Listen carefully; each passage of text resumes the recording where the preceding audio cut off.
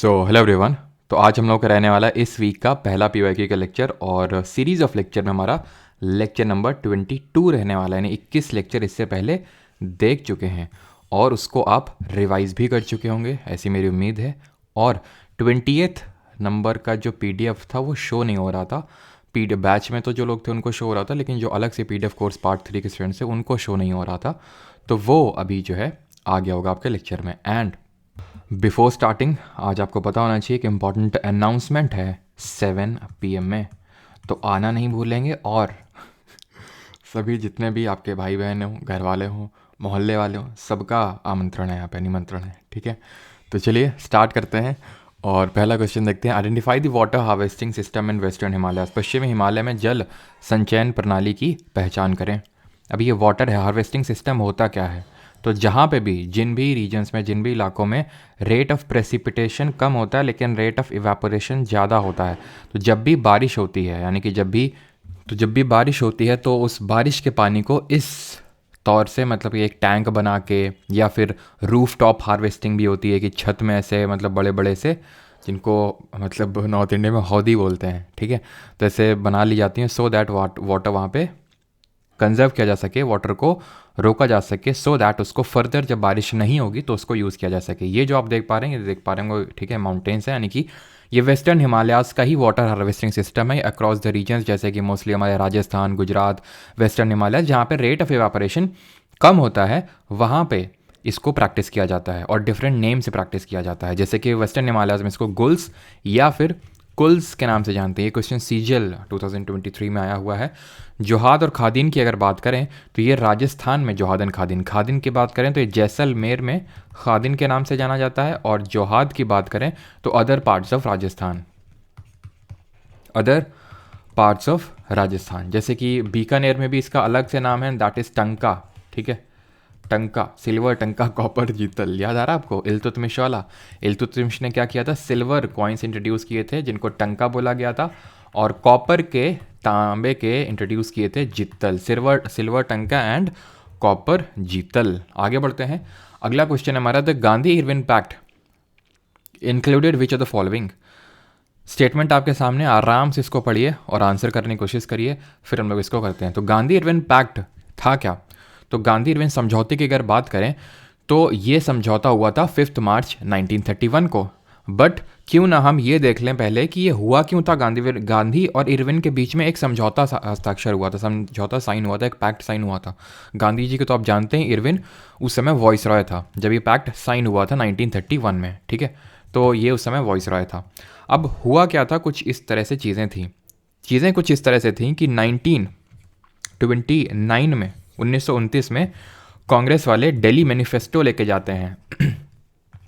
क्या ये नवंबर की बात है, नवंबर 1929 में दिल्ली मैनिफेस्टो लेके जाते हैं कांग्रेस वाले इरविन के समक्ष कि भाई हमारी ये डिमांड्स है, मान लो, नहीं तो फिर हम सीडीएम लॉन्च कर देंगे, सिविल डिसोबीडियंस मूवमेंट, सविना वज्ञा आंदोलन लॉन्च कर देंगे। इरविन ने बोला जाओ कर दो, हम नहीं मानते, ठीक है, हम नहीं मान रहे। और इसमें मेन था क्या कि अब हमारा जो गोल है, पहले तो क्या था, डोमिनियन स्टेटस था, सिर्फ डोमिनियन स्टेटस दे दो हमको। इरविन ने बोला हम नहीं मानते, जाओ, ठीक है, जो करना है करो। फिर इसके बाद 1929 में ही दिसंबर के टाइम पे कांग्रेस का एक सेशन होता है, सत्र होता है लाहौर में। आप में से बहुत लोग जानते हैं बिकॉज इसको हम पहले भी कर चुके हैं, और उम्मीद है कि सभी लोगों ने 21 लेक्चर देखे होंगे तभी 22 पे आ रहे हैं। मैं ये बिल्कुल नहीं बोलूँ कि मेरे साथ साथ चलो, आपके 10 हुए हैं तो 11वें का करो रादर देन कि 22 को, ठीक है, और फर्स्ट से प्रोसीड करो आप, ठीक है। बिकॉज काफ़ी चीज़ें हैं जो मैं ऐसे ही ओरली आपको बता दूंगा, जो हम लोगों ने मल्टीपल टाइम्स किसी चीज़ को कर लिया है, तो ठीक है। तो लाहौर की अगर बात करें तो यहाँ पे सेशन हुआ था, इसको प्रिसाइड किसने किया था? नेहरू जी ने किया था। और ये कई मायनों में इंपॉर्टेंट था, महत्वपूर्ण था। जैसे कि अब कांग्रेस ने पहले ही, मतलब क्योंकि जवाहरलाल नेहरू, सुभाष चंद्र बोस, ये लोग बोल रहे थे नहीं, पूर्ण स्वराज होना चाहिए हमारा गोल, मतलब डोमिनेंट स्टेटस से भी ऊपर वाली चीज़। लेकिन गांधी जी और बाकी मोतीलाल नेहरू, इन लोगों ने बोला कि नहीं नहीं, अभी डोमिनेंट स्टेटस रखते हैं, नहीं एकदम से उस पर जाएंगे तो फिर सही नहीं होगा, ठीक है। तो गांधी जी लोगों ने बोला कि ठीक है, 1 साल का टाइम पीरियड इनको दे देते हैं, और अगर 1 साल में डोमिनेंट स्टेटस नहीं देते तो देन हम अपना गोल पूर्ण स्वराज डिक्लेयर करेंगे। तो हैविंग कंसिडर्ड कि दिल्ली मैनिफेस्टो में डिमांड्स नहीं मानी इरविन ने, तो अब कांग्रेस का जो गोल ऑफिशियल तौर से हो गया Purna Swaraj. Swaraj was in the Calcutta session of the Congress 1906 after the Bengal partition presided by Dadabhai Naoroji. ये है पूर्ण स्वराज, कंप्लीट इंडिपेंडेंस। और वो तो आपको पता ही है कि 26 जनवरी 1930 को पहला इंडिपेंडेंस डे सेलिब्रेट किया गया, रावी नदी के तट पे झंडा फहराया गया एंड सीडीएम लॉन्च करने का एक तरह से ऑफिशियल तौर से कांग्रेस ने बोल दिया कि अब सिविल डिसोबीडियंस मूवमेंट हम लॉन्च करेंगे। बट लॉन्च करने से भी पहले रफली बात है जनवरी की 31 जनवरी, ठीक है, गांधी जी ने 11 डिमांड्स रखी जिनको हम गांधीज या फिर गांधी जीज 11 डिमांड्स के नाम से भी जानते हैं। इन 11 डिमांड्स में गांधी जी ने बोला कि फाइनली फिर से इरविन तुमको हम बताए दे रहे हैं, ये 11 डिमांड है, मान लो नहीं तो फिर हम सही नहीं होगा। इरविन बोलता ठीक है जो भी करना है करो। तो फिर जो है इरविन ने हल्के में लिया पहले तो, ठीक है, इन सारी चीज़ों में। लेकिन जब सीडीएम लॉन्च हो गया तो हमें पता है सीडीएम किसके साथ लॉन्च हुआ, सिविल डिसोबीडियंस मूवमेंट सॉल्ट सत्याग्रह से लॉन्च हुआ, जहाँ पे सॉल्ट लॉ को वायलेट किया गया था। सॉल्ट को ही क्यों चुना गया था कभी पूछ ले, तो क्योंकि इससे हर कोई कनेक्टेड था, ऊपर वाला भी यानी कि अमीर भी, मिडिल क्लास भी, और लोअर क्लास भी, हर कोई कनेक्टेड था इससे। तो सॉल्ट सत्याग्रह स्टार्ट होता है 12 मार्च को और 6 अप्रैल तक चलता है। 12 मार्च को शुरू होता है और 6 अप्रैल तक चलता है। कमेंट में आपको बताना है टोटल कितने दिन तक चला।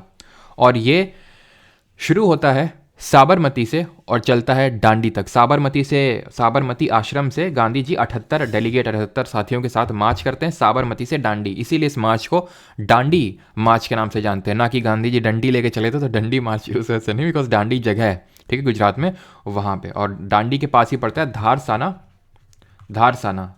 तो यहाँ पे भी रेड करने वाले थे गांधी जी, लेकिन उससे पहले इनको अरेस्ट कर लिया गया था। और अरेस्ट के बाद फिर गांधी जी और इरविन के बीच में पैक्ट साइन हुआ। इरविन बोला कि ठीक है, क्योंकि हुआ ये था ना 1928 में सारी चीज़ें कनेक्टेड हैं। 1928 में साइमन कमीशन इंडिया में आया था, 7 मेंबर्ड कमीशन था, सारे वाइट थे, एक भी इंडियन नहीं था, इसलिए इसका साइमन गो बैक के नारे लगे।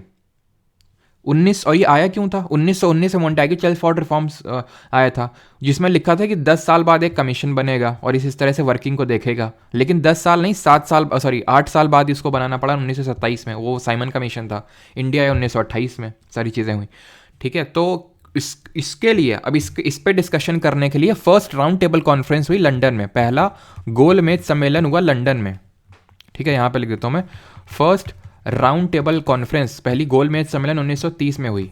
कांग्रेस ने अटेंड नहीं करी, तो क्योंकि मेन पार्टी उस समय इंडियन नेशनल कांग्रेस ही थी इंडिया की, तो इसलिए फिर इरविन को लगा यार ये जब मेन यही लोग नहीं आ रहे तो फिर मतलब ज़्यादा बनेगा नहीं राउंड टेबल कॉन्फ्रेंस का। तो इन्होंने बोला ठीक है, दूसरी भी रखेंगे और इस बार इसमें गांधी जी को बुलाएंगे, चाहे जैसे भी बुलाएं। तो इन्होंने इसीलिए गांधी इरविन पैक्ट साइन किया गांधी जी के साथ, ठीक है, जिसमें कि इरविन ने कुछ डिमांड रखी गांधी जी के सामने जो मानी गांधी जी ने, और गांधी जी ने इरविन के सामने डिमांड रखी जो इरविन ने मानी और कुछ नहीं मानी। जैसे कि गांधी जी ने ये बोला था कि भगत सिंह, सुखदेव और राजगुरु जी की फांसी को टाला जाए, ठीक है, टाला इन द सेंस कि उनकी उम्र कैद भी कर दो तो भी चलेगा, लेकिन वो नहीं किया, इरविन ने वो चीज़ नहीं मानी। और गांधी जी ने क्या क्या माना इरविन के बिहाफ में कि हम सीडीएम यानी कि सिविल डिसोबीडियंस मूवमेंट, उसको हम अभी के लिए पोस्टपोन करेंगे, ठीक है, अभी के लिए बंद कर देंगे। फिर उन्होंने ये बोला कि काफ़ी सारी चीज़ें थी, जैसे कि एक ये था कि right to make salt in coastal villages, right to make salt in coastal villages for personal consumption के लिए लोग सॉल्ट बना सकते हैं, जो कि उस समय जो सॉल्ट लॉ हुआ करता था उसमें ये नहीं था, ठीक है। तो मतलब अगर पहले ही किया जाता तो ये ब्रीच ऑफ एक तरह से बोल सकते हैं सॉल्ट लॉ था, लेकिन अभी पैक्ट के बाद it was legal to make salt in coastal villages for personal uses.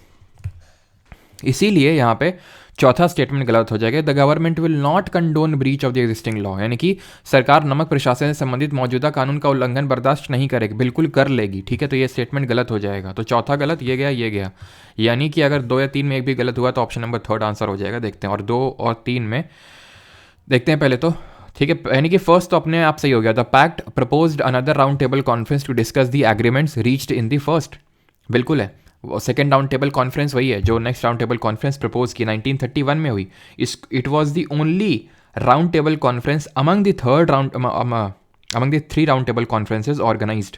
3 गोलमेज सम्मेलन हुए थे लंदन में 1930, 1931, 1932, और दूसरी वाली में ही सिर्फ गांधी जी ने पार्टिसिपेट किया था, गांधी जी ने कांग्रेस का नेतृत्व किया था। तो चाहे गांधी जी की बात कर लो चाहे कांग्रेस, सिर्फ दूसरी वाली में पार्टिसिपेट किया था। और क्या था इसमें, remission of all fines not yet collected, यानी इनको वापस दे दो जो अभी तक कलेक्ट ढंग से नहीं हुए, ब्रिटिशर्स के पास नहीं आए हैं। Return of all lands not all lands not yet sold to third party, not yet sold to third party. अब ब्रिटिशर क्या करते थे, प्रॉपर्टी सीज कर ली, थर्ड पार्टी को बेच दिया। वो क्या करेंगे, प्रॉपर्टी को थर्ड पार्टी को बेच देते थे, पैसा निकाल लेते थे। तो अगर अभी थर्ड पार्टी को नहीं बेची गई तो वो प्रॉपर्टी आप वापस करेंगे। जिन लोगों ने जो राउंड टेबल कॉन्फ्रेंस से पार्टिसिपेट किया था तो उनकी इस तरह से प्रॉपर्टी जब्त कर ली गई थी। तो वो इसमें प्रोविजन था गांधी रूल इम्पैक्ट में, ठीक है।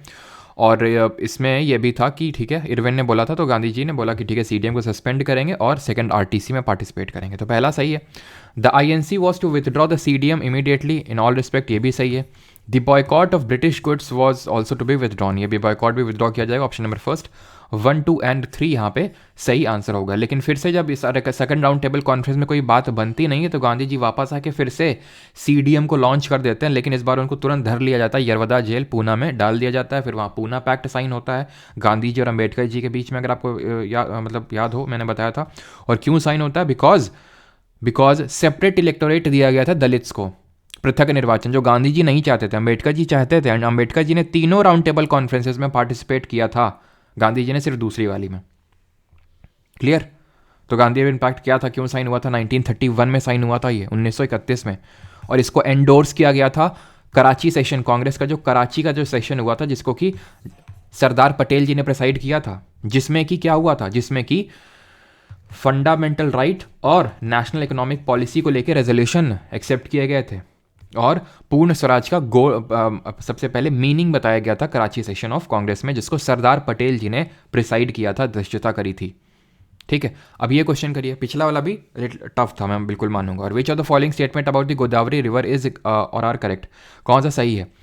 The river rises in the Sahyadris near Trimbakeshwar in the Nashik district of Maharashtra. सबको पता है, हम लोगों ने खूब देख रखा है कि सह्याद्री क्या है, वेस्टर्न घाट्स को महाराष्ट्र में सह्याद्री के नाम से जाना जाता है। Western Ghats in Maharashtra are known as Sahyadris. Western Ghat यानी पश्चिमी घाट टोटल 6 राज्यों में भारत के, ठीक है। यहाँ से आप गुजरात से स्टार्ट करेंगे, गुजरात, देन महाराष्ट्र, देन गोवा, कर्नाटका, केरला, तमिलनाडु, ये टोटल 6 स्टेट्स हैं, ठीक है। At Dowleswaram the river divides into 2 branches, Gautami and Vashishta. पहली बार पढ़ लें हम लोग। The Gautami branch joins the Bay of Bengal flowing through the Yanam enclave of union territory of Puducherry, ये भी पहली बार पढ़ रहे हैं, ठीक है। पहला तो सही होगा, तो इस बेसिस पे आप इसको एलिमिनेट कर सकते हैं, ठीक है। पहला तो सही होगा ही होगा। Now on the north it is bounded by the Balaghat and Mahadev range stretching forth from the eastern flank of the Western Ghat. ये भी हम लोगों ने नहीं पढ़ा है, बट इसको आप एलिमिनेट कर सकते थे अगर आपको बालाघाट रेंजेस की थोड़ी सी लोकेशन पता थी। लेकिन आई अगेन रिपीट, नॉट मतलब इसको मैं टफेस्ट कैटेगरी में रखूंगा, टफेस्ट, ठीक है, क्योंकि मतलब काफ़ी टफ है अगर पहले स्टेटमेंट को छोड़ दें तो, ठीक है। ये तो चलो ठीक है, पता है, हम लोगों ने खूब पढ़ा है कि जीटी रोड, जी से गोदावरी, टी से त्र्यंबकेश्वर। लेकिन ये जो है टफ है। अब यहाँ पे आप मैप पे ध्यान से देखिएगा, ये है महाराष्ट्र, ठीक है। महाराष्ट्र में ये देख सकते हैं बालाघाट रेंजेस हैं, और बालाघाट के नीचे अगर आप देखें, सॉरी बालाघाट के ऊपर, नॉट नीचे, बालाघाट के ऊपर अगर आप देखें तो ये गोदावरी रिवर फ्लो हो रही है। मैं फिर से यहाँ पे दिखाता हूँ, देखिएगा, ये गोदावरी रिवर है और नीचे बालाघाट रेंज है, यानी कि बालाघाट रेंज के ऊपर फ्लो हो रही है गोदावरी। लिखा है यहाँ पे क्या है, on the north it is bounded by the Balaghat, ना on the south it is bounded, Godavari के साउथ में बालाघाट होगा। तो चौथा गलत होगा, चौथा यहाँ पे गलत, तो ये गलत हुआ आपका, ठीक है। और तीसरा आपका the Gautami branch joins the Bay of Bengal through the Yanam, बिल्कुल ये सही है, ठीक है। ऑप्शन नंबर फर्स्ट यहाँ पे सही आंसर होगा। पुडुचेरी की पहले बात कर लेते हैं थोड़ी सी। पुडुचेरी के यहाँ पे आप देख पा रहे होंगे येनम, पुडुचेरी, कराईकाल, महाए। जो पुडुचेरी है ना, टोटल 4 इसके एनक्लेव्स हैं, 4 जगहों में फैला हुआ है पुडुचेरी। एक तो ये आंध्र प्रदेश में येनम है, पुडुचेरी, कराईकाल यहाँ पे तमिलनाडु में, और केरल में माही पड़ता है। ये सब पुडुचेरी की ही टेरिटरीज हैं, आप ऐसा समझ सकते हो।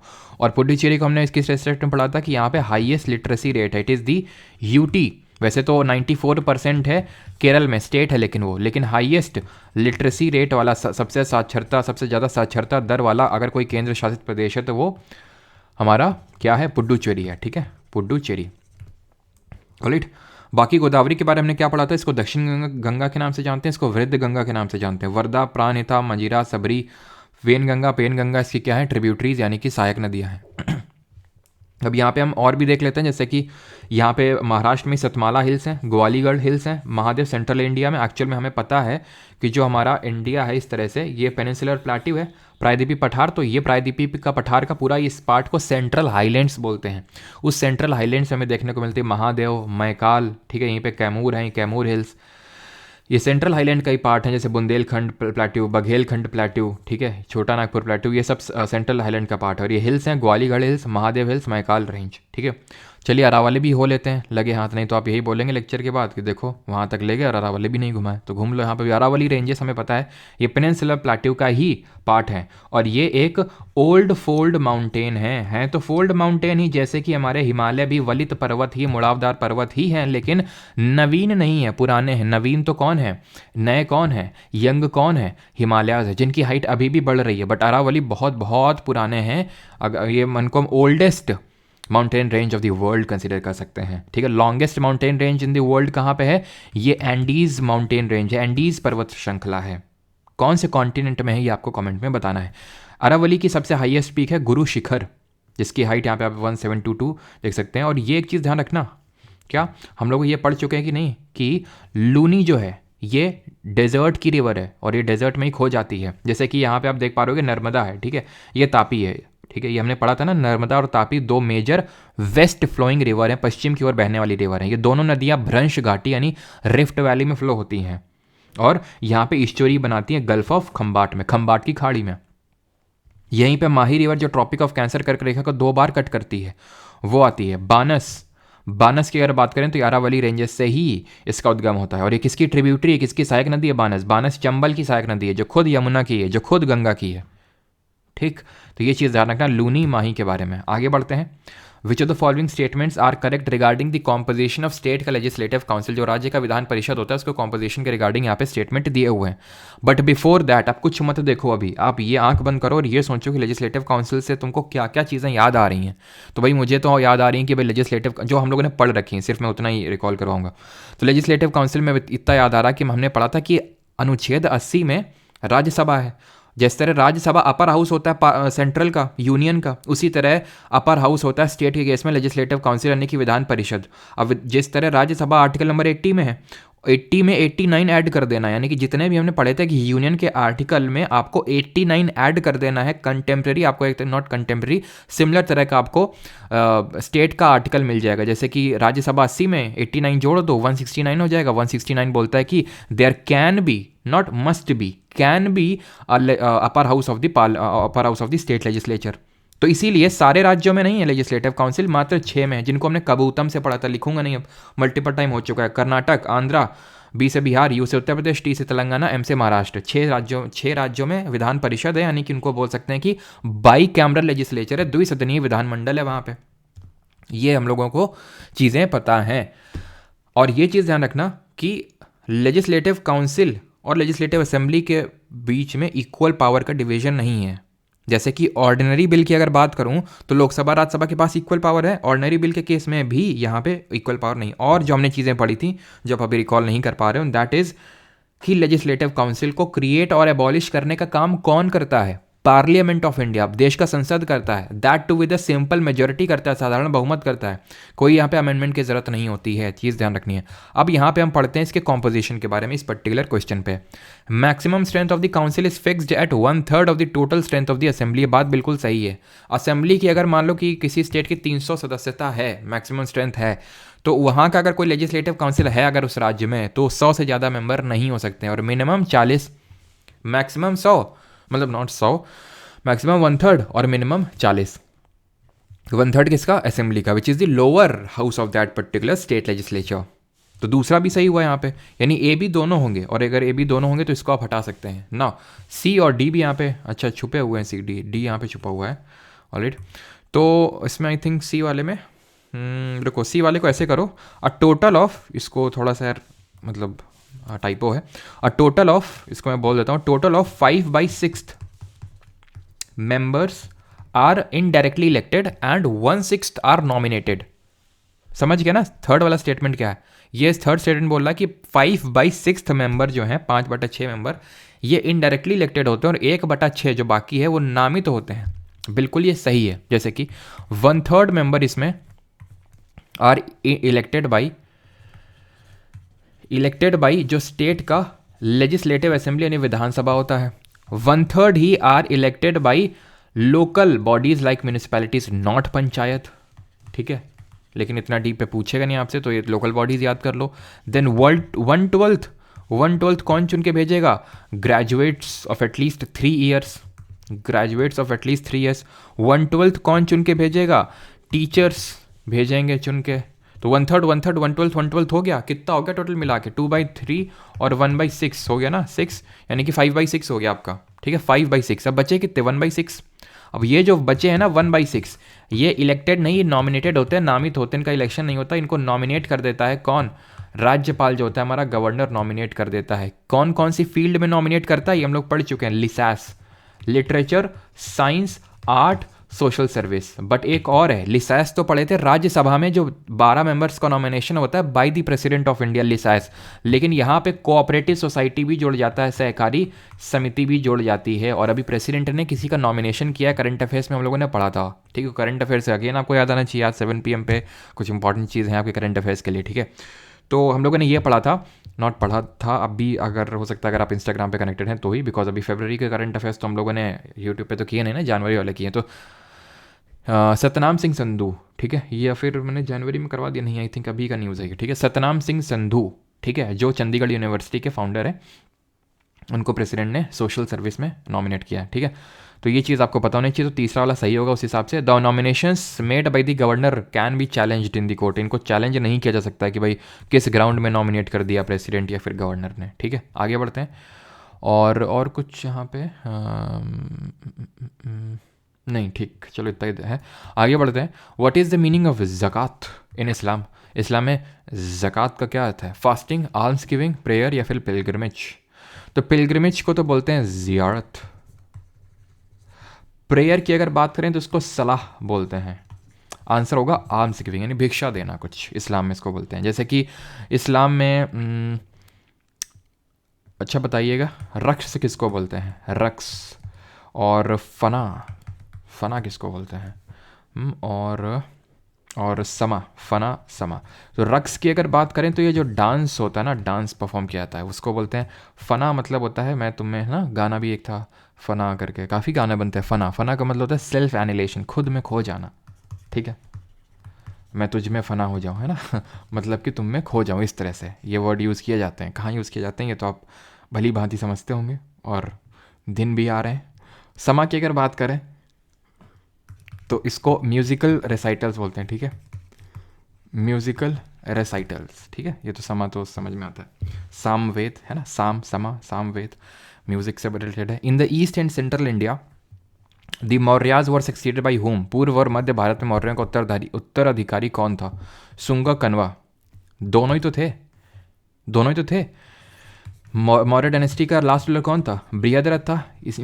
कितनी बार हम लोग देख चुके हैं इनको, किसने मारा था बृहद्रथ को? पुष्यमित्र शुंगा ने शुंगा डायनेस्टी की स्टैब्लिशमेंट करी, 2 यज्ञ परफॉर्म किए। पतंजलि ने इन्हीं के टाइम पे महाभाष्य लिखी थी, और इन्हीं के बेटे थे अग्निमित्र, मालविका अग्निमित्र नाम की जो नावल लिखी थी कालिदास ने, वो इन्हीं पे ही बेस्ड थी।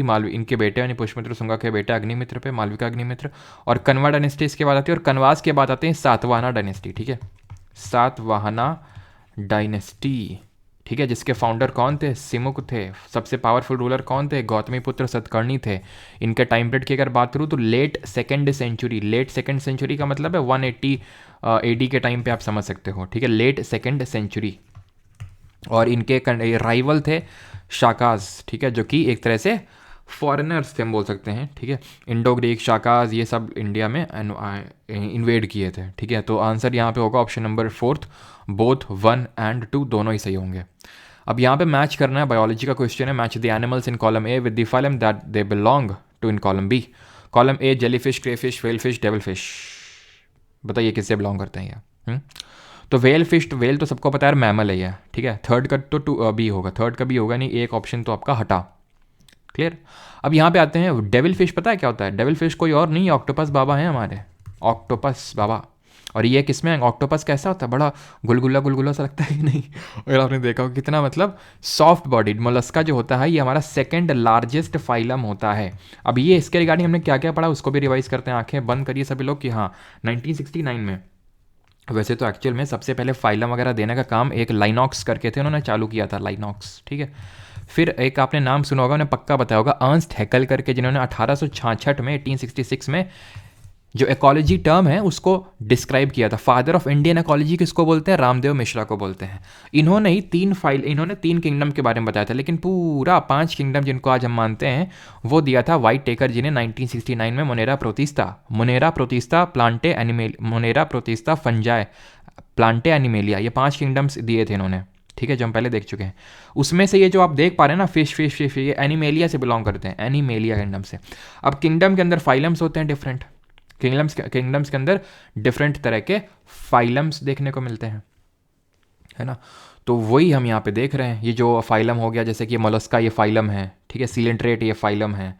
तो ये सेकंड लार्जेस्ट फाइलम है मोलस्का की अगर बात करें। सबसे बड़ा कौन सा है, लार्जेस्ट फाइलम कौन सा है, तो लार्जेस्ट फाइलम है आपका, ध्यान रखना, दैट इज़ योर आर्थ्रोपोडा। और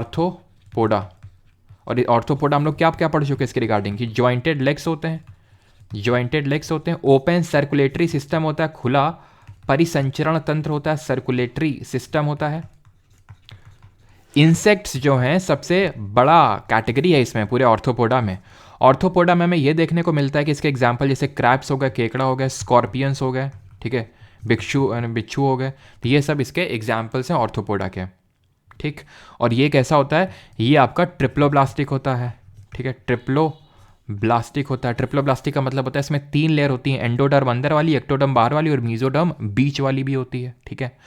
ये सीलेंट्रेट भी होते हैं। सीलेंट्रेट का मतलब होता है कि इनमें सीलॉम, यानी कि एक तरह से हम बोल सकते हैं कि कैविटी देखने को मिलती है, सीलेंट्रेट इसलिए इनको बोलते हैं, ठीक। तो डेविल फिश, ऑक्टोपस ये जो मोलस्का होते हैं, मोलस्का सेकंड लार्जेस्ट फाइलम, और इनको हम सॉफ्ट बॉडीड एनिमल्स के नाम से भी जानते हैं। बड़ी सॉफ्ट बॉडी अगर आप छुओगे इनका तो मोलस्का, ठीक है, सॉफ्ट बॉडीड एनिमल्स। जैसे कि आपने ऑयस्टर देखा होगा, ऑयस्टर वो भी इसी में आता है, ठीक है, एग्जाम्पल जैसे ऑयस्टर। तो आंसर यहाँ पे फोर्थ का तो ए हो जाएगा, तो फोर्थ का ए होगा, तो खत्म हो गया क्वेश्चन, तो है कि नहीं। क्रेफिश की अगर बात करें तो क्रेफिश क्या होता है, क्रेफिश इंसेक्ट है यानी कि ऑर्थोपोडा है, और ध्यान रखना यही नहीं, एक और फिश होती है सिल्वर फिश भी ऑर्थोपोडा होती है, मैं आपको बता दूं। और जेलीफिश तो आपकी क्या हो गई, जेलीफिश आपकी सीलेंट्रेट हो गई, या फिर निडेरिया भी बोल देते हैं इसको, निडेरिया। और ये जो निटेरिया सीलेंट्रेट होते हैं कैसे होते हैं, ये डिप्लोब्लास्टिक होते हैं। डिप्लोब्लास्टिक याद कैसे किए थे, पो को सिटी करके याद किए थे, पो से पोरीफेरा, को से सीलेंट्रेट, पोरीफेरा एंड सीलेंट्रेट, ठीक है। तो पोरीफेरा क्या होते हैं, पोरीफेरा वो होते हैं जो हमने देखा था जिसमें स्पॉन्जेस होते हैं, जिसमें छेद होते हैं, स्पॉन्जेस होते हैं, ठीक है।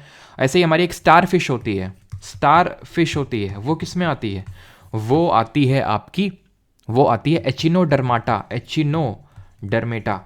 डर्म का मतलब होता है स्किन, और एचिनो का मतलब होता है स्पाइन, यानी कि कटीले, यानी स्पाइनी स्किन्ड होते हैं। जैसे कि इनकी स्किन सॉफ्ट होती है मोलस्का वालों की, इनकी स्पाइनी होती है, स्पाइनी स्किन। जैसे पॉरीफेरा में स्पोर्स देखने को मिलते हैं, स्पाइनी स्किन ऑर्गेनिज्म। और ध्यान रखना ये क्यों बोल रहे हैं स्टार फिश, एचिनोडर्माटा, डेविल फिश, ये वो, ये क्योंकि फिश नहीं है ये। वेल फिश को अगर छोड़ दें इसमें तो ये jellyfish, crayfish, silverfish, devilfish, starfish, ये फिश नहीं है। फिश वो होती है जिसमें गिल्स होते हैं, जिसमें एक स्पाइनल कॉर्ड होती है, जैसे कि हमारे यहाँ पे स्पाइनल है ना, स्पाइनल कॉर्ड है हमारी, उसको बोलते हैं नॉट कॉर्ड, या फिर नोटोकॉर्ड। ये क्या होता है, ये एक तरह का रॉड लाइक स्ट्रक्चर होता है। नोटोकॉर्ड वो होते हैं जिनमें नॉट कॉर्ड देखने को मिलता है, रॉड लाइक स्ट्रक्चर होता है। जैसे कि हम ह्यूमंस भी इसी में ही आते हैं नॉट कॉर्ड में, क्योंकि रॉड लाइक स्ट्रक्चर हमारा क्या है, स्पाइनल कॉर्ड है, ठीक है। नोटोकॉर्ड भी बोलते हैं उसको, स्ट्रक्चर। तो ये चीज़ ध्यान रखिएगा। और इनको जो जिनमें होता है, यानी जिनमें नॉट कॉर्ड होता है, उनको हम प्रोटोकोर्डेटा के नाम से जानते हैं, प्रोटोकोर्डेटा। तो ये कोर्डेटा एक फाइलम होता है, उसके अंदर जिनमें नॉट कॉर्ड पाया जाता है, कि एक ऐसे तरह स्पाइन पाई जाती है, जिसमें फिशेस में पाई जाती है। अगर आप कभी फिश निकाल के देखो मछली, तो उसमें आपको स्पाइन देखने को मिलती कि नहीं, तो वो ये रियल फिश नहीं है। डेविल फिश हो गई, crayfish, jellyfish, silverfish, starfish, ये नहीं है, ये इस फाइलम से बिलोंग करती हैं। फिशेज अब उनका अलग है, फिशेज हैं कोर डेटा से आती हैं या फिर प्रोटोकोर डेटा, ठीक है।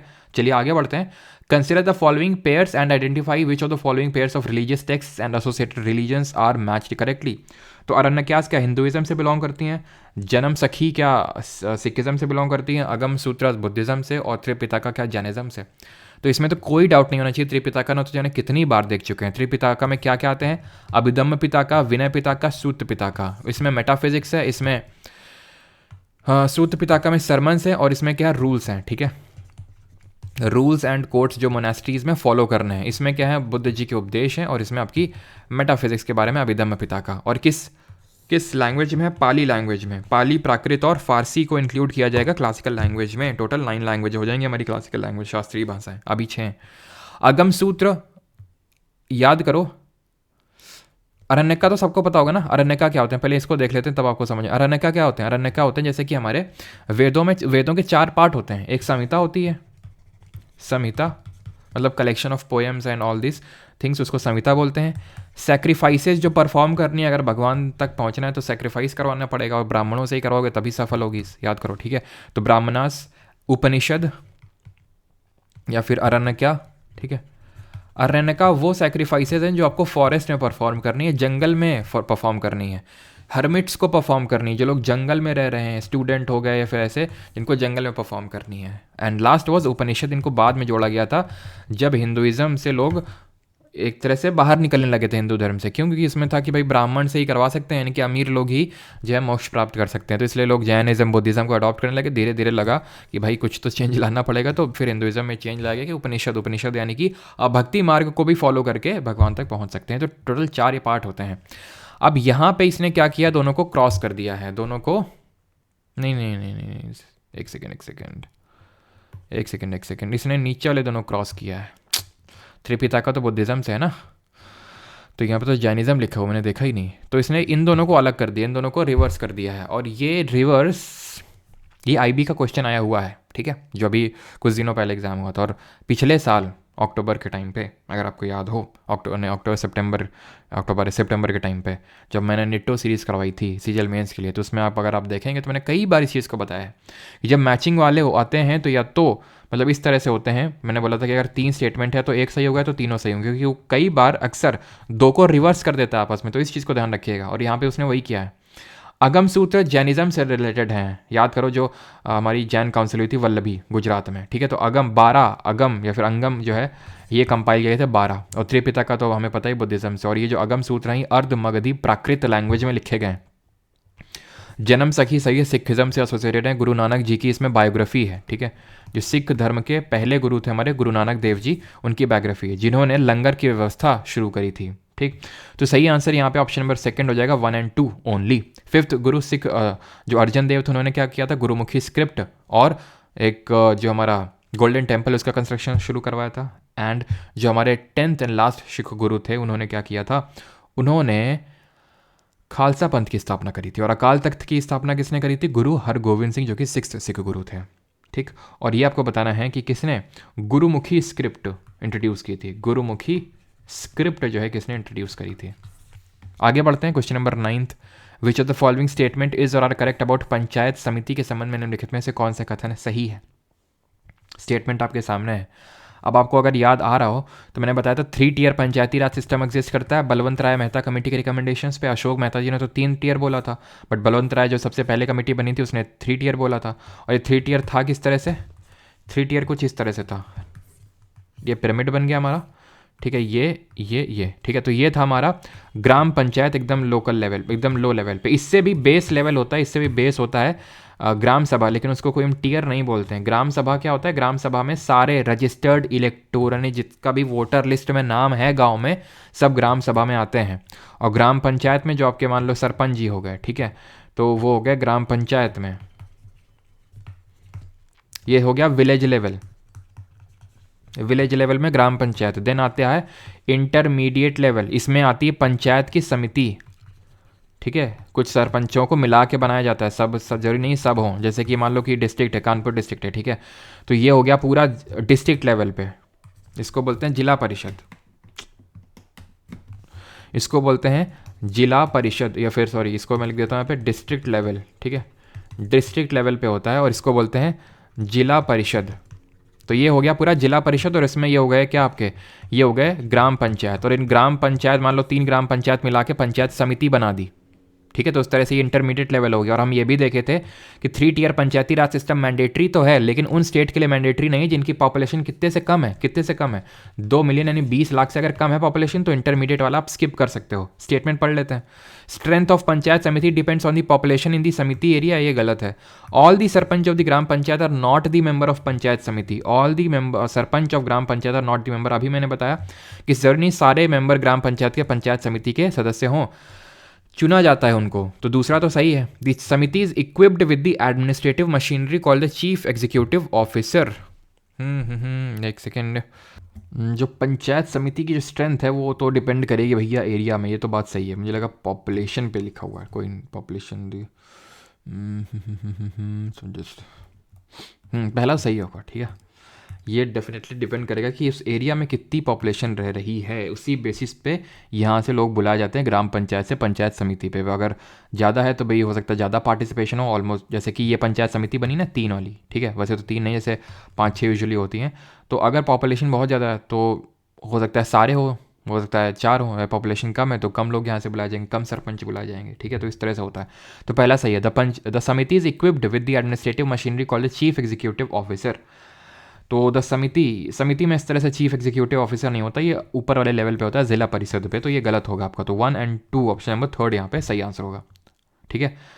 बाकी तो हम क्या क्या पढ़ चुके हैं पंचायत को लेकर। 73rd अमेंडमेंट, 11 शेड्यूल, 243 से लेकर 243O तक, part number 19 of the Indian constitution, ठीक है। ये सारी चीज़ें पढ़ चुके हैं। मिनिमम एज 21 होती है, 5 साल के लिए इनका इलेक्शन होता है।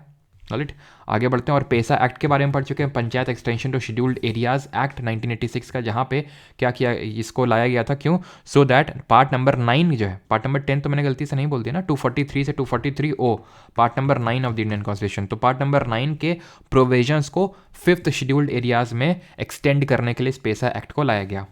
विच of the following about Lok Sabha is correct. Lok Sabha was duly constituted for the first time on 17 अप्रैल 1952। सबसे पहले कॉन्स्टिट्यूट कब करी गई थी, ये बात बिल्कुल सही है।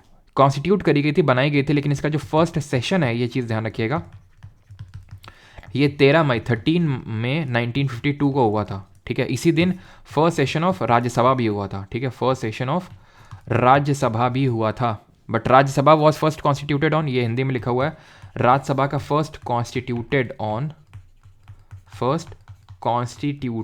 ऑन कब हुआ था, ये 3 अप्रैल 1952। तब इनको जाना जाता था राज्यसभा को काउंसिल ऑफ स्टेट्स, अभी भी जाना जाता है, बट इस जो राज्यसभा है ये नाम अभी तक अडॉप्ट नहीं किया गया था। और लोकसभा को बोलते थे लोअर हाउस या फिर लोअर हाउस, हो गया काउंसिल ऑफ स्टेट, ये हो गया लोअर हाउस, या फिर हाउस ऑफ पीपल के नाम से भी जाना जाता था, हाउस ऑफ पीपल के नाम से जाना जाता था, बिकॉज लोग डायरेक्टली यहाँ पे चुन के भेजते हैं। जैसे हमारी 18th लोकसभा के चुनाव इस साल होने वाले हैं, ठीक है, तो हम लोग डायरेक्टली चुन के भेजेंगे। राज्यसभा में proportional representation plus single transferable vote होता है कि नहीं। इनडायरेक्ट इलेक्शन होता है यहाँ पे, अप्रत्यक्ष चुनाव होता है, जहाँ पे स्टेट लेजिस्लेटिव असेंबली के लोग भेजते हैं। मैक्सिमम स्ट्रेंथ 250 होती है, जिसमें 238 इलेक्टेड होंगे, 12 नॉमिनेटेड होंगे जिनको प्रेसिडेंट नॉमिनेट करेगा। अभी कितनी स्ट्रेंथ है, 245 है। इनके जो हिंदी नेम्स हैं वो कब अडॉप्ट किए गए, तो इनके जो हिंदी नेम्स हैं लोकसभा और राज्यसभा वर अडॉप्टेड ऑन 1954 1954 में। 1952 में सिटिंग होती है इनकी, ठीक है, बनते हैं ये। 1954 में इनके हिंदी नेम्स अडॉप्ट होते हैं। As many as 17 general elections to the, बिल्कुल इतने 17 हो चुके हैं और 18वें के होंगे। Sarvepalli Radhakrishnan was the first speaker of Lok Sabha ना। GV Mavalankar, Ganesh Vasudev Mavalankar was the first speaker. First deputy speaker of Lok Sabha की अगर बात करेंगे तो ही वॉज MA अयंगर, ये पहले ये थे। ये कौन थे, फर्स्ट स्पीकर ऑफ लोकसभा थे, first speaker of Lok Sabha. Constituent assembly जो बनी थी हमने देखा था, उसके प्रेसिडेंट राजेंद्र प्रसाद थे। जब कॉन्स्टिट्यूएंट असेंबली कॉन्स्टिट्यूशन बनाने के लिए मिलती थी, बैठती थी, लेकिन अगर constituent assembly as a law making body बैठती थी तो उसके हेड GV मावलंकर होते थे। सर्वपल्ली राधाकृष्णन जो हमारे देश के पहले उपराष्ट्रपति थे, दूसरे राष्ट्रपति थे, ये पहले चेयरमैन होंगे राज्यसभा के। He was the first chairman of Rajya Sabha, पहले सभापति। बिकॉज हमें पता है कि आर्टिकल 64 यही बोलता है कि द चेयरमैन और the vice president of India shall be the x official chairman of Rajya Sabha, यानी कि जो देश का उपराष्ट्रपति है वो राज्यसभा का पदेन सभापति होगा। अनुच्छेद 64 यही बोलता है। तो सर्वपल्ली राधाकृष्णन जो हमारे देश के पहले उपराष्ट्रपति थे, तो वो पहले चेयरमैन बने किसके, राज्यसभा के। ठीक है, तो यहाँ पे तीसरा भी गलत, चौथा भी गलत, एक तरह से रिवर्स ही आप बोल सकते हो कर दिया है। तो आंसर यहाँ पे ऑप्शन नंबर 3, ओनली 1 और 2 यहाँ पे सही आंसर होने वाला है। ऑलराइट, आगे बढ़ते हैं और आगे अगला क्वेश्चन है, मोपला और Muslim peasants created a powerful anti zamindar movement in. Moplah या मुस्लिम किसानों ने एक शक्तिशाली जमींदार विरोधी, और अच्छा ये क्वेश्चन वही मैं सोचूं कुछ तो आ रहा था। फर्स्ट वेमेन स्पीकर कौन थी लोकसभा की, first women speaker of Lok Sabha, पहली महिला अध्यक्ष लोकसभा की अगर बात करें तो कौन थी। तो अगला क्वेश्चन तब तक करते हैं, इसको कर लें सॉल्व, फिर इस पे आते हैं। ठीक है, लेकिन आप कमेंट में तब तक लिखो, भले लाइव क्लास नहीं है फिर भी। तो Moplah created as powerful anti zamindar movement in, कहाँ पे, तो मोपला को हम मालाबार रिवोल्ट के नाम से भी जानते हैं। किस नाम से, मालाबार, बिकॉज ये जो साउथ मालाबार रीजन है, जैसे कि जो हमारे वेस्टर्न कोस्टल प्लेन्स है उनको मालाबार कोस्ट के नाम से जाना जाता है केरल में। तो केरल का जो मालाबार जो तट है उसके सदर्न पार्ट में यहाँ पे स्टार्ट हुआ था ये मालाबार या फिर मुस्लिम पेजेंट का रिवोल्ट। क्यों स्टार्ट हुआ था, बिकॉज ये एंटी ब्रिटिशर था और जो भी ज़मींदार क्लास था उसके खिलाफ था। ज़मींदार यूजुअली हिंदू हुआ करते थे और पेजेंट मुस्लिम हुआ करते थे। तो ऐसा माना जाता है कि ये जो 1921 में ये मोपला रेबेलियन हुआ केरला में, इसमें बहुत सारे हिंदूज़ का फोर्सिबल कन्वर्जन करवाया गया था इस्लाम में, ऐसा मतलब कई सारे टेक्स्ट में लिखा हुआ है। ठीक है, तो मोपला ध्यान रखना, ऑप्शन नंबर 4 यहाँ पे सही आंसर होने वाला है। 1921 में ही हमें पता है कि नॉन कोऑपरेशन मूवमेंट, असहयोग आंदोलन भी चल रहा था। इसीलिए पहले तो गांधी जी और जवाहरलाल नेहरू ने इसको सपोर्ट किया, लेकिन देखा ये तो हिंदू वर्सेस मुस्लिम बन रहा है और एनसीएम की तो थीम ही हिंदू मुस्लिम यूनिटी पे बेस्ड है। बिकॉज खिलाफत आंदोलन को मर्ज इसीलिए किया था गांधी जी ने नॉन कोऑपरेशन मूवमेंट के साथ, so that Hindu Muslim unity के साथ इस मूवमेंट को बढ़ाया जा सके। लेकिन यहाँ पे तो कुछ और ही चल रहा था, तो बैकआउट कर ले गए यहाँ पे से कांग्रेस। ठीक है, तो ऑप्शन नंबर 4 यहाँ पे सही आंसर होगा और आंसर होगा यहाँ पे मीरा कुमारी, है ना। चलो आगे बढ़ते हैं, अगला क्वेश्चन है 12th number, consider the following statement regarding the commission and the committee of parliament on the official language. अब ऑफिशियल लैंग्वेज देखते हैं क्या क्या दिमाग में आना चाहिए। Part number 17 of the Indian constitution, article number 343 says that Hindi in Devanagari script shall be the official language of the union. Article 348 language to be used in the court. Article 120 language to be used in parliament.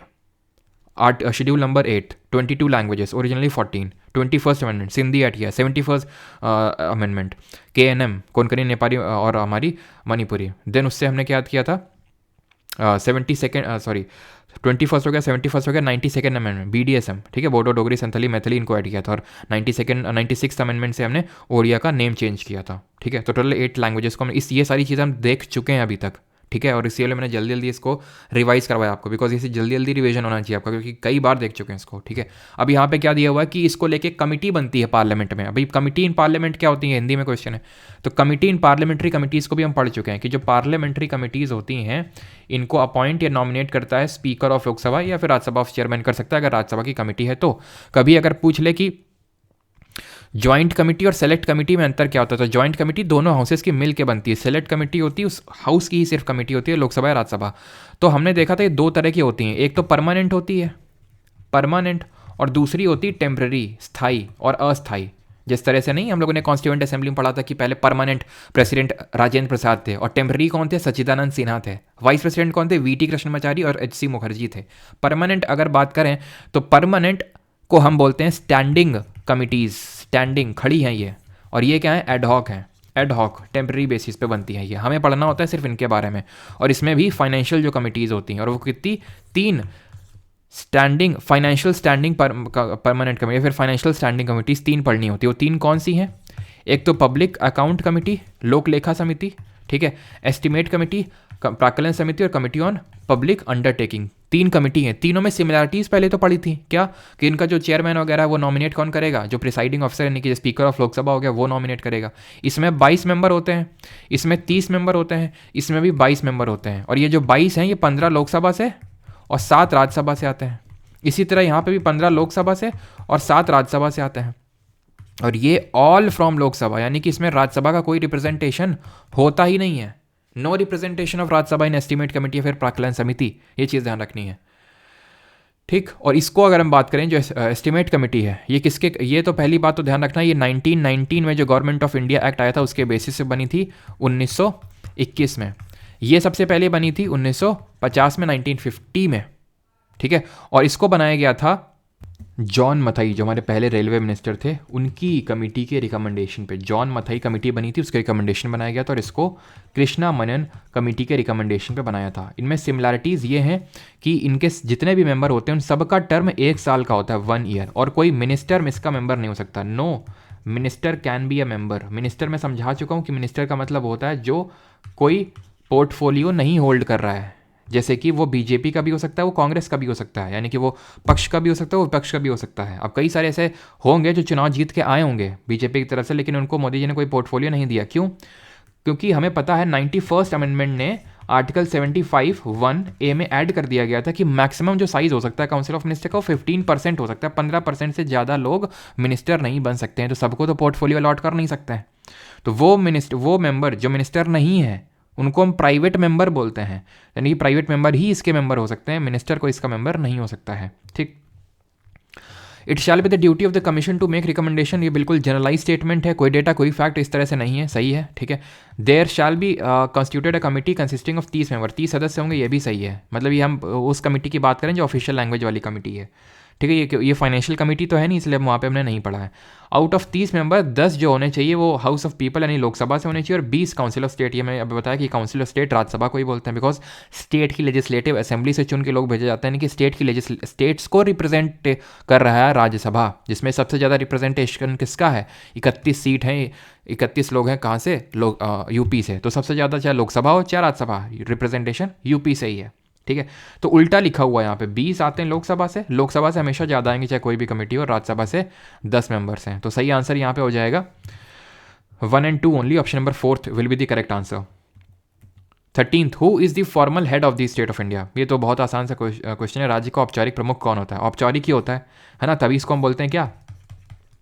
Nominal head बोलते हैं इसको। Nominal head कौन होता है हमारा nominal head? Article 52, there shall be a president of India, option number 3। और article 53, he is the executive head of the Indian union. साथ ही साथ प्रेसिडेंट कौन होता है? प्रेसिडेंट होता है हमारा supreme commander of the, supreme commander होता है जितनी हमारी डिफेंस फोर्सेज है उनका, of all defence forces, Indian navy, army, air force, ठीक है, ऑल डिफेंस फोर्सेस। इसी तरह राज्य, ये तो स्टेट ऑफ इंडिया की बात हो रही है, लेकिन अगर हम यूपी, एमपी इन वाले स्टेट की बात करें तो वहाँ का हेड राज्यपाल होता है, गवर्नर होता है। प्रेसिडेंट की रिगार्डिंग और क्या पढ़ा था? आर्टिकल 61 इसका इम्पीचमेंट महाभियोग की बात करता है। आर्टिकल 72 इसके पार्डनिंग पावर की बात करता है, क्षमता जो क्षमादान देता है। आर्टिकल नंबर 123 इसके ऑर्डिनेंस यानी अध्यादेश जारी करने की शक्ति के बारे में बात करता है। आर्टिकल नंबर और पूरे आर्टिकल डिस्कस कर सकते हैं वैसे तो, जैसे आर्टिकल 54 इसके इलेक्टोरल कॉलेज की बात करता है, इलेक्शन में कौन कौन हिस्सा लेगा। आर्टिकल 55 बात करता है इसका इलेक्शन का, हम बोल सकते हैं किस तरह से मेथड होगा, proportional representation plus single transferable vote, है ना। ये सारी। प्राइम मिनिस्टर की अगर बात करें तो चेयरमैन होता है किसका? नीति आयोग का होता है, जो कि एक स्टैट्यूटरी बॉडी भी नहीं है, एग्जीक्यूटिव बॉडी है। ये चेयरमैन होता है इंटर स्टेट काउंसिल का, जिसको आर्टिकल 263 अनुच्छेद नंबर 263 के तहत बनाया जाता है। होम मिनिस्टर की अगर बात करें, गृह मंत्री की, तो ये किसके हेड होते हैं? ये होते हैं जोनल काउंसिल के हेड होते हैं, जो स्टैट्यूटरी हैं। इंटर स्टेट काउंसिल तो भैया क्या हो गई? कॉन्स्टिट्यूशनल हो गई। क्यों? क्योंकि आर्टिकल है कॉन्स्टिट्यूशन में। जोनल काउंसिल की अगर बात करें तो ये स्टैट्यूटरी हुई। क्यों? क्योंकि ये एक एक्ट से बनी हुई हैं जोनल काउंसिल। हम पढ़ चुके हैं कि जोनल काउंसिल किस एक्ट से बनी है? States reorganisation act, states reorganisation act है 1956 का, 1956 का, उससे बनी है हमारी जोनल काउंसिल्स। ठीक, आगे बढ़ते हैं। Arrange the following monuments in the chronological order of their construction. निम्नलिखित स्मारकों को उनके निर्माण के कलानुक्रमिक क्रम में व्यवस्थित करें भाई। तो हुमायूं का टूम्ब न्यू दिल्ली में है, वो तो लिखा ही हुआ है, कब बना था? ऑटम लगाना। तो भाई हुमायूं का टॉम्ब किसने बनवाया था? बाजी बेगम, नहीं तो नाम था बाजी बेगम बोलो, बीगा बेगम, हाजी बेगम नाम था उनका, मतलब बीगा बेगम बोल लो फिर हाजी बेगम, ठीक है, बीगा बेगम उन्होंने बनवाया था, जो कौन थी? हुमायूं की वाइफ थी। तो हुमायूं के मरने के बाद उन्होंने बनवाया था, ठीक है, यानी बाबर का बेटा हुमायूं, ठीक है। टूम्ब ऑफ इतामुद्दौला आगरा में, ये टूम्ब ऑफ इतिमादुद्दौला, ठीक है। इसको किसने बनवाया था? इसको बनवाया था, ये आगरा में है, जहांगीर की वाइफ थी, उसका नाम था नूर जहां, ठीक है, नूर जहां ने बनवाया था। Wife of Jahangir. ठीक, तो ये भी हो गया, आगरा में है। और ध्यान रखना टूम्ब ऑफ ये है आपका, ठीक है, टूम्ब ऑफ इतिमादुद्दौला। इसको मतलब बच्चा ताज के नाम से भी जाना जाता है, ज्वेल बॉक्स या फिर बच्चा ताज। ठीक है, बच्चा ताज क्यों? क्योंकि ऐसा लगता है ताजमहल का बच्चा हो, छोटा वैसे तो लगता है बिल्कुल, देख रहे हो ताज। और यहाँ पे ये गार्डन है, ये गार्डन, ये एक बाग है, ऐसा बनता है, तुम्हें दिखाते हैं, रुको। ये ऐसे कोई भी मॉन्यूमेंट है इनका, मुगल का आर्किटेक्चर बता रहा हूँ। यहाँ पे 4 बाग होते, 1 2 3 4। तो ध्यान रखना कभी पूछ ले 4 बाग स्टाइल ऑफ आर्किटेक्चर, जो कि पूछा जा भी चुका है, 4 बाग स्टाइल ऑफ आर्किटेक्चर। ठीक है, ये कौन फॉलो करता था? तो मुगल फॉलो करते थे। यहाँ पे आप देख पा रहे हो इस तरह से रोड गई, ऐसे ऐसे, मतलब या तो रोड टाइप है या फिर रिवर जाती है यूजुअली, जैसे ताजमहल में भी अगर आप देखो तो रिवर गई है ना। और यहाँ पे 4 बाग आपको देखने को मिलेंगे, इसको बोलते हैं 4 बाग स्टाइल ऑफ आर्किटेक्चर। ये आपको हुमायूं के मकबरे में भी देखने को मिलेगी, हुमायूं टूम में भी। ठीक है, तो सलीम चिश्ती टूम फतेहपुर सीकरी में, इसको अकबर ने बनवाया था। ठीक है, जो शेख सलीम चिश्ती को बहुत मानते थे, क्योंकि उनका बेटा नहीं हो रहा था, जब इनके पास गए तो उन्होंने ब्लेस किया कि तुम्हें जाओ बेटा होगा, जहांगीर फिर पैदा हुए। ठीक है, तो फिर अकबर ने बुलंद दरवाज़ा भी बनवाया था, बुलंद दरवाज़ा, और फतेहपुर सीकरी नाम का एक शहर भी बनवाया पूरा इन्होंने। बुलंद दरवाज़ा क्यों बनवाए थे? To commemorate his victory over Gujarat. Gujarat में जो इनकी वजह हुई थी उसको कमेमोरेट करने के लिए, उसको मनाने के लिए बुलंद दरवाज़ा बनवाया था अकबर ने। राबिया दुरानी टूम्ब औरंगाबाद। राबिया दुरानी, ये कोई और नहीं, कुछ और नहीं, बीबी का मकबरा। औरंगाबाद आपको दिख जाए मतलब औरंगज़ेब से एसोसिएटेड है ये। क्यों? क्योंकि 17 साल यहीं पे रहा था, यहीं पे मरा भी था, इसकी खुद की कब्र यहीं पे है, बीबी का मकबरा। और बीबी का जो मकबरा है ना, वही है, मतलब रबिया दुरानी जो है उसकी औरंगज़ेब का वाइफ का नाम था रबिया दुरानी, और दिलरास बेगम नाम था, मतलब टाइटल दे दिया गया था रबिया दुरानी का, बट ये है आपका। ठीक है, उसका नाम था दिलरास बेगम। ठीक है, दिलरास बेगम।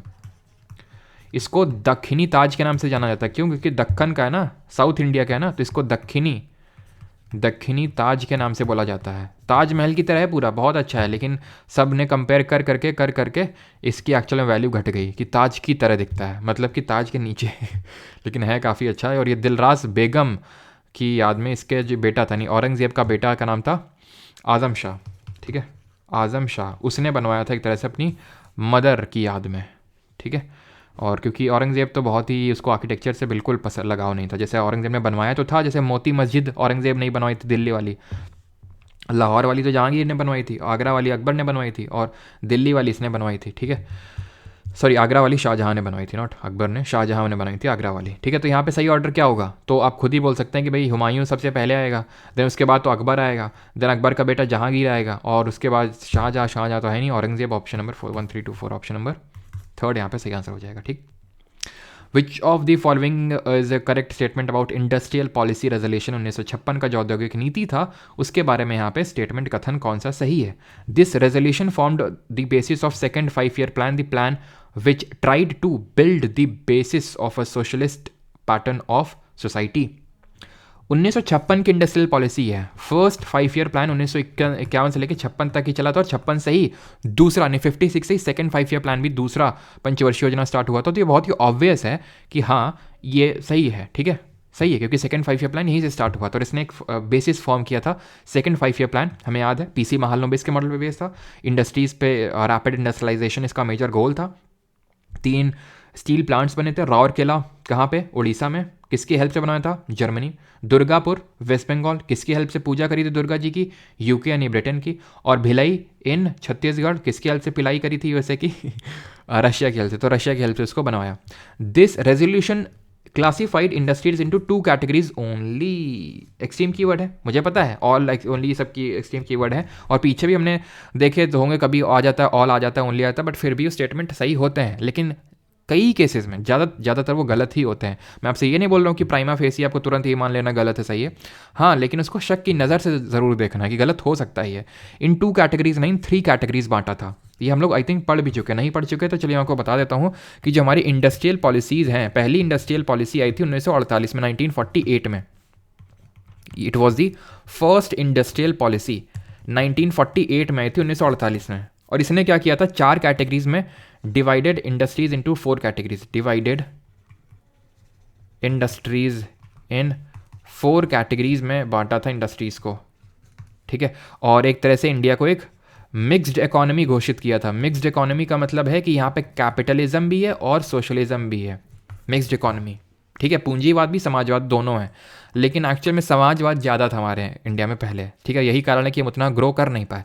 अगर इसी जगह सुभाष चंद्र बोस अगर प्राइम मिनिस्टर होते इंडिया के, तो शायद मतलब हमारी इकॉनमी सोशलिस्ट ना होके कैपिटलिस्ट होती, पूंजीवाद भी होती, ठीक है। ये और ये बात हमें 1991 में जाके समझ में आई, 1991 में समझ में आई कि हमें अपनी इकॉनमी को खोलना चाहिए, प्राइवेट प्लेयर्स को भी खेलने का मौका देना चाहिए, नहीं तो कैपिटल का जनरेशन नहीं होगा। जब पैसा बनेगा नहीं तो पैसा बांटोगे क्या, ठीक है। जितना है, सोशलिज्म क्या बोलता है, जितना है सब बांट दो। अरे आप बढ़ाओगे तो और भी तो बेटर रहेगा, ठीक है। मतलब कि अगर कैपिटलिज्म होता है तो पैसा इकोनॉमी बढ़ता है और उद्योग खड़े होते हैं, ठीक है, ये होता है। बट पूंजीवाद के भी साइड इफेक्ट मतलब ये होता है कि थोड़ा सा डिवाइड बढ़ जाता है, नहीं कुछ लोग बहुत ज़्यादा अमीर, कुछ लोग थोड़े गरीब रह जाते हैं काफ़ी, ठीक है।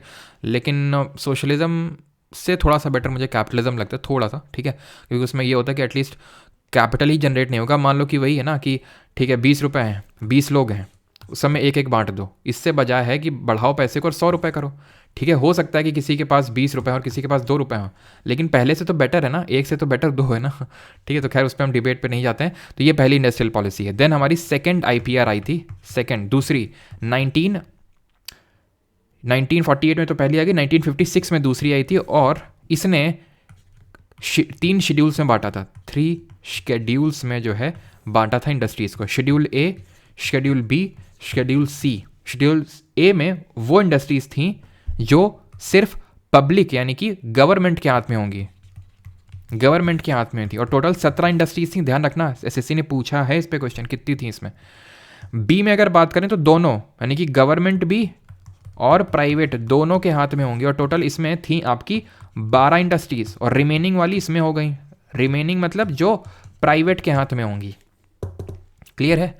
और इसको सेकंड IPR को हम इकोनॉमिक कॉन्स्टिट्यूशन ऑफ इंडिया के नाम से भी जानते हैं, भारत का वित्तीय संविधान, ठीक है, इकोनॉमिक कॉन्स्टिट्यूशन ऑफ इंडिया। ये सारे क्वेश्चन पूछे जा चुके हैं आपसे, इसलिए मैंने बता रहा हूँ। और जो हमारी सबसे लास्ट वाली थी इंडस्ट्रियल पॉलिसी, वो 1991 की थी, 1991 की थी, जहाँ पे हमने LPG रिफॉर्म्स लाया, लिबरलाइजेशन, प्राइवेटाइजेशन, ग्लोबलाइजेशन। लिबरलाइजेशन का मैंने मतलब भी बताया था कि भाई गवर्नमेंट बोल रही है कि ठीक है हम बैकआउट कर रहे हैं, प्राइवेट आप अंदर चलो।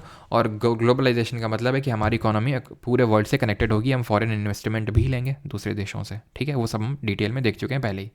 विच of the following is an example of colonial architecture in India, यानी कि कौन सा आर्किटेक्चर को अंग्रेजों ने बनवाया था। तो gateway of India, India gate, दोनों ही बनवाया था। गेटवे ऑफ इंडिया इसका मतलब ऑथराइज किया गया था कंस्ट्रक्शन 1913 में बॉम्बे के, ये क्योंकि मुंबई में है ना, तो बॉम्बे के उस समय जो गवर्नर हुआ करते थे जॉर्ज सिडेनहम क्लार्क। अब आप ये मत बोलना कि सर गवर्नर तो गवर्नर जनरल बन गया था और ये वो, क्योंकि वो बंगाल का बना था, ठीक है। बॉम्बे और मद्रास के अभी भी सिर्फ गवर्नर ही थे, तो ये क्लार्क थे, ठीक है। और इंडिया गेट, और हाँ ये मतलब इन्होंने बोला था, बट जॉर्ज विटेट करके एक थे, वो आर्किटेक्ट थे, उन्होंने पूरा डिज़ाइन वगैरह रेडी किया था। Talking about the India gate, तो जो इंडिया गेट है न्यू दिल्ली में, ये एक तरह का वॉर मेमोरियल है। जो लोगों ने अपनी जान गंवा दी थी मतलब ब्रिटिश आर्मी में, बिकॉज इंडियंस भी ब्रिटिश आर्मी में ही थे ना, तो उनको उनके नाम, अगर आप इंडिया गेट कभी गए हो और कभी आपने देखा हो, तो उनके नाम लिखे हुए हैं वहाँ पे, मतलब उसमें इंडिया गेट में इंस्क्राइब्ड है वो, ठीक है। तो ये एडविन लुटियंस, ठीक है, एडविन लुटियंस जो थे उन्होंने ऑथराइज़ किया था 1920 में। खासकर जो World War I हुआ था हमारा, उसके काफ़ी सारे हमारे इंडियन सोल्जर्स के नाम वहाँ पे हैं, जो बाद में अमर ज्योति वहाँ पे एक जलती है, ठीक है, अमर जवान ज्योति, अगर आपने कभी गए हो तो आंसर यहाँ पे ऑप्शन नंबर 2 होगा, both 1 and 2। 617 net investment plus depreciation gives an estimate of which of the following. शुद्ध निवेश प्लस मूल्यह्रास निम्नलिखित में से किसका अनुमान देता है। तो भैया नेट में आप कोई भी जो जोड़ोगे तो ग्रॉस मिलेगा। अब ग्रॉस किसका ग्रॉस, क्योंकि यहाँ पे इन्वेस्टमेंट की बात हो रही है, तो ग्रॉस इन्वेस्टमेंट बहुत ही आसान क्वेश्चन है ये। हम लोग क्या पढ़ते हैं कि अगर हमें नेट निकालना है तो ग्रॉस में डेप्रिसिएशन घटा दो, मूल्यह्रास घटा दो ग्रॉस में, तो डेप्रिसिएशन को अगर जोड़ दोगे नेट में तो ग्रॉस निकल के आ जाएगा। ऑप्शन नंबर 4 यहाँ पे सही आंसर होगा। जिस तरह हम पढ़ते हैं कि अगर हमें नेट डोमेस्टिक प्रोडक्ट चाहिए NDP, तो ग्रॉस डोमेस्टिक प्रोडक्ट में डेप्रिसिएशन यानी कि मूल्यह्रास आप घटा दो। जिस तरह हमें नेट नेशनल प्रोडक्ट चाहिए तो ग्रॉस नेशनल प्रोडक्ट में डेप्रिसिएशन को घटा दो। और ये भी हम पढ़ चुके हैं कि हमें ग्रॉस से ग्रॉस में ही रहना है, लेकिन हमें डोमेस्टिक से नेट में जाना है, हमें डोमेस्टिक से नेट में जाना है, तो क्या करना है, net factor income from abroad जोड़ देना है। Net factor income from abroad इसको जोड़ देना है।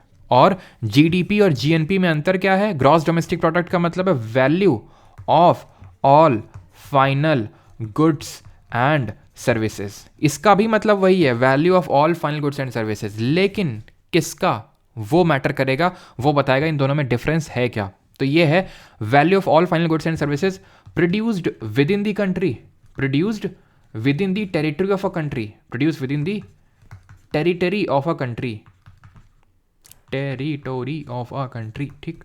और इसका मतलब क्या है जीएनपी का? Produced by the nationals, produced by the nationals, यानी उस कंट्री के लोगों ने जो प्रोड्यूस किया। जैसे कि ये है हमारा इंडिया, ठीक है, ये इंडिया है। इंडिया के अंदर कितना value of goods and services produced हुआ है, चाहे वो किसी अंग्रेज ने किया हो चाहे भारतीयों ने किया हो, सब ले लेंगे, ठीक।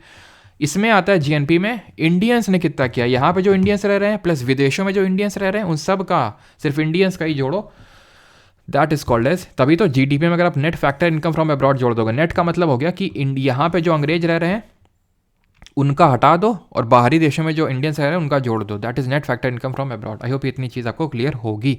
ये नेशनल इनकम के कॉन्सेप्ट है। नेशनल इनकम खुद एक मैक्रो इकोनॉमिक कॉन्सेप्ट है। हमारी कल से ज्योग्राफी स्टार्ट होने वाली है बैच में, और ज्योग्राफी के बाद हम लोग इकोनॉमिक्स ही आई थिंक करने वाले हैं, ठीक है। चलिए आगे बढ़ते हैं। Typically dash are papers bearing the promise of a future stream of monetary returns over a certain period of time.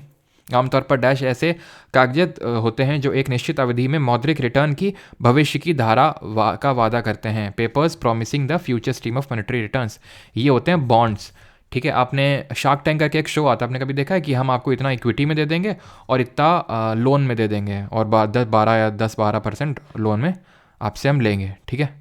तो इक्विटी तो मतलब हो गया कंपनी में शेयर हम आपको दे देंगे, हिस्सेदारी दे देंगे। इक्विटी का मतलब तो ये होता है कि 1 करोड़ रुपए दे देंगे और तुम्हारी 5% हिस्सेदारी ले लेंगे कंपनी की, ये हुआ, ठीक है। और इसका मतलब होता है लोन का कि भाई लोन में वो हम हिस्सेदारी नहीं लेंगे, वो आपको उसमें लेकिन ब्याज देना होगा उस पैसे में। तो एक तरह से वो बॉन्ड ही टाइप बोल सकते हो आप। बॉन्ड इशू किए जाते हैं कॉर्पोरेट्स के द्वारा भी, जैसे आप शार्क टैंक में देखते हो, या फिर गवर्नमेंट को भी लोन वगैरह उठाना पड़ता है, तो वो बॉन्ड होते हैं। ऐसे ही हमारे टी बिल्स आपने हम लोगों ने पढ़ा था, याद आ रहा है आपको? T bills, treasury bills, treasury bills होते हैं, शॉर्ट टर्म गवर्नमेंट सिक्योरिटीज़ होती हैं। ये हमने देखा था, जीरो कूपन बॉन्ड के नाम से भी इनको जानते हैं। ये डिस्काउंटेड प्राइस में इशू किए जाते हैं, ठीक है, sold at a discounted price. ये हम लोगों ने मतलब देखा था डिस्काउंटेड प्राइस का मतलब क्या होता है, कि जैसे फॉर एग्जांपल 100 का है, मैंने आपको 80 में बेच दिया, और जब आपको दूंगा तो वो 20 रुपये आपका इंटरेस्ट हो जाएगा, जब मैं आपको लौटा के दूंगा तो पूरे प्राइस पे दूंगा, ठीक है। तो सोल्ड एट डिस्काउंटेड प्राइस।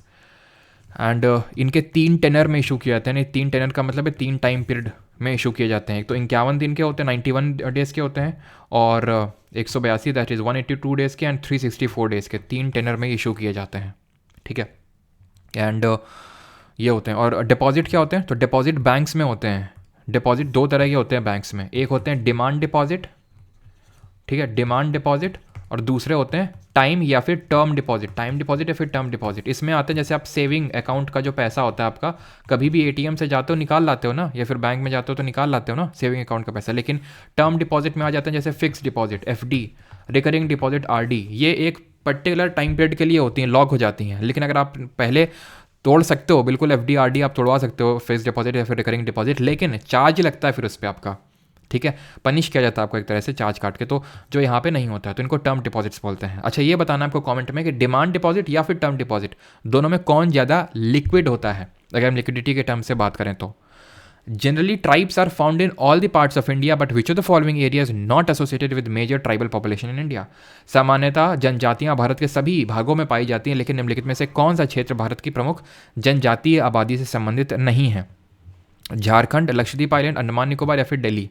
तो हम लोगों ने पढ़ा था ये कि जो एसटी पॉपुलेशन है कंट्री की, वो 8.6% है टोटल पॉपुलेशन का। एससी कितना है? 16.6 है। और एसटी पॉपुलेशन में ज़्यादातर हमारी कहाँ पे एसटी पॉपुलेशन? मध्य प्रदेश में है, अगर हम बात करें एरिया वाइज।